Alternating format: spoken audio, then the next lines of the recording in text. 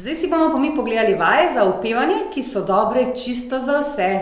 S temi vajami si boste dobro ogreli glasilke, jih postavili v naravno lego in potem boste veliko lažje peli.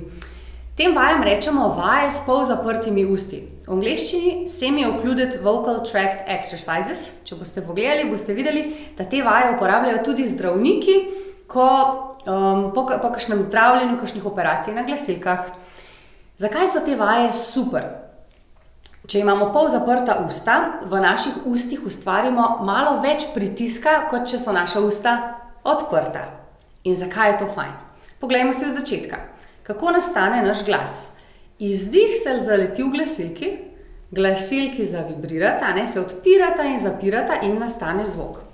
Če so moja usta odprta, potem ta zrak od spodaj pritiska na glasilki, močno, in potem glasilki gresta težko celi skupaj, ampak jih zrak kar malo odpira, Ja?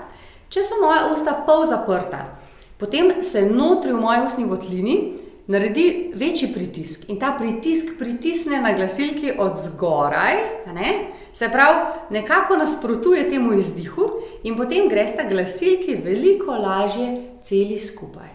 In to je v bistvu zelo podobno kot trening v vodi, ker enako, ko gremo v vodo, nimamo nikjer nobene take sile, je voda okoli nas, enako tukaj za glasilke, imamo spodaj in zgoraj nekako enako silo in super lahko treniramo te notranje mišice. Zdaj si pa poglejmo vsako vajo posebej.